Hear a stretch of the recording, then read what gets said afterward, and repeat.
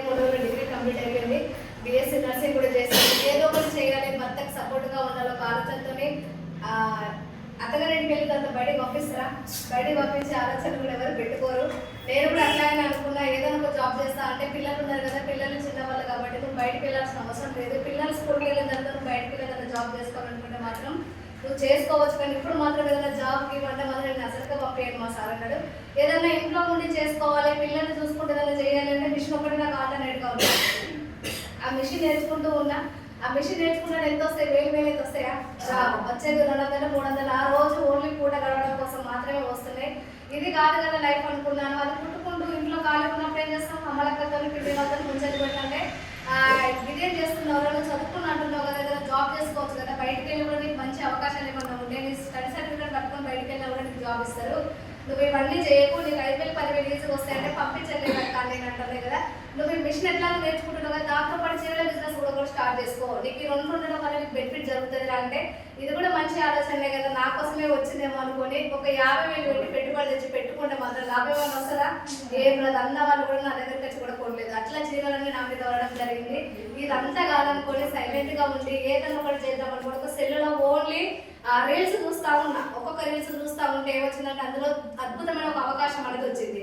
దాన్ని బిలీవ్ చేశాను, నమ్మాను. ఆ నెంబర్కు ఫోన్ చేస్తే పలానా కాడికి రమ్మని చెప్పిళ్ళు.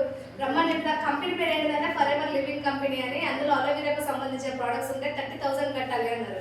నేను చేసేది ఎవరి కోసం? పైసల కోసమే కదా. నేను కట్టడమే కాదు, ఇప్పుడు నేను మిగతా వాళ్ళని కూడా కట్టియమనే చెప్పాలి.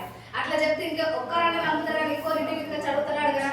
అలాంటివి పెట్టుబడి పెట్టే అవకాశాలు మనకు వద్దురా బాబు అనుకొని మళ్ళీ నేను ఆ రీల్స్ చూస్తా ఉంటాం. ఇలాంటి అవకాశం మళ్ళీ వచ్చింది.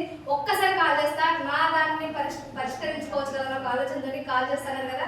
మేడం పలానా కాడ మీటింగ్ ఉంటుంది మేడం రండి అంటే, ఏమన్నా కట్టేది ఏమన్నా ఉందా అని ఫస్ట్ అడిగినా. అంటే రూపాయి కట్టాల్సిన అవసరం లేదు మేడం, మీరు ఒకసారి వచ్చి డిమాండ్ చేయాలనగానే ఓకే అనుకుని మా సార్కి చెప్పిన.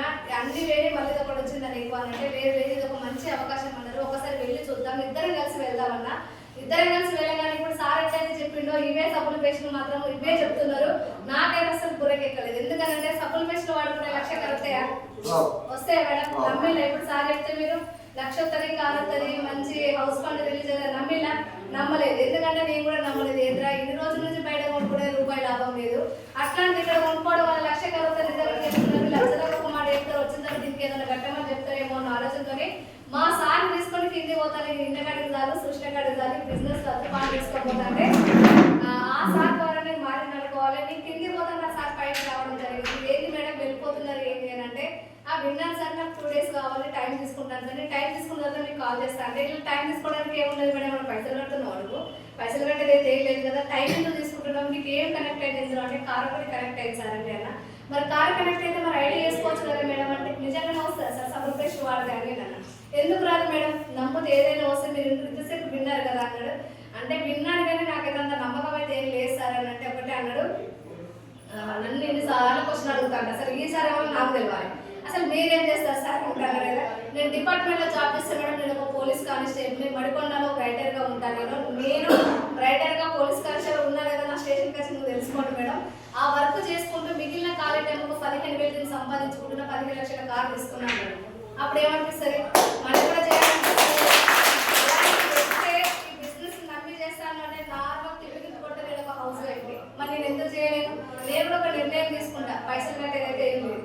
రూపాయి కట్టమన్నారా? రూపాయి కట్టేది ఏం లేదు. నాకు నచ్చిన టైంలో చేసుకోమంటున్నారు. ఆర్గానిక్ ప్రోడక్ట్స్ అంటున్నారు. ఈ 3 నాకు బెనిఫిట్ ఉన్నాయి. బిజినెస్ తర్వాత అందరికి కావాల్సిన ఆరోగ్యమే కదా.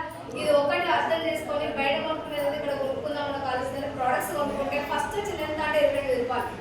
మా సార్కి నాకు చెక్ వచ్చిందని చూపిస్తాను కదా, చెక్ చూసి ఒకటే మాట్లాడి ఏంటి నీకు ఇంత చెక్ వచ్చిందా మా అమ్మ, నీకు పెట్టేదో 1000 పెడతాను, నీకు వచ్చేది 25,000 రూపాయలు. ఒక్కొక్కరికి 200, 300 వస్తున్నాయి. మరి వాళ్ళంటే మళ్ళీ గింత నాకు అంటున్నారు. మరి 25,000 రూపాయలు వచ్చినప్పుడు ఆ పనిలో పని చేయాలా, పని చేయాలా? నాకన్నా ఆపుతారా లేదా? 25,000 రూపాయలు వచ్చినప్పుడు నేను ఒకటే బిలీవ్ చేసిన అంటే, బయట ఇన్ని సంవత్సరాల నుంచి 4,000, 5,000, 10,000 పెట్టి కొంటానే ఉన్నాం. తాతలు కొన్నారు, తండ్రులు కొన్నారు, మనమందరం కూడా కొంటున్నాం. రూపాయల లాభం వచ్చిందా?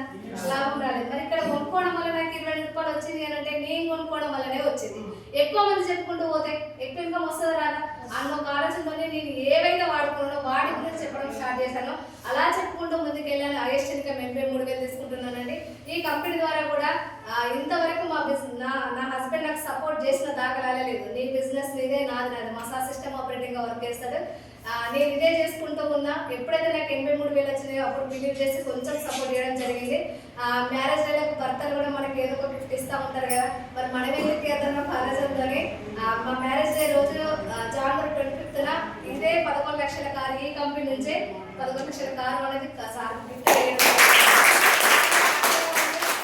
ఎందుకంటే పట్టుకుంటే ఎవరికైనా కూడా బంగారమే ఇది. కాకపోతే ఫస్ట్ ఒకటేసారి ఇన్కమ్ అయితే రాదు. మనకి ఏ లీడర్స్ అయినా కూడా మినిమం ఒక 5 సంవత్సరాలు నిలబడమని చెప్తారు. ఎందుకంటే ఇది మనం ఎవరైనా చేయలేదు, బిజినెస్ ఎవరు వేసిలా ఎవరు చేయలేదు, మనకే వచ్చింది. కాబట్టి మనం ఏంటి పైన వాళ్ళని మనం సపోర్ట్గా తీసుకుంటూ ముందుకెళ్తేనే మనకి ఇన్కమ్ అనేది వస్తుందండి. కాబట్టి అలా బిలీవ్ చేసుకుంటూ ముందుకెళ్ళండి. నేను ఏదైతే విన్నానో అదే బిజినెస్ ప్లాన్ ఇప్పుడు మీ ముందు చెప్పబోతున్నా. షార్ట్ అండ్ స్వీట్గా చెప్తాను, నేను ఎక్కువసేపు కూడా చెప్పను. Thank you so much.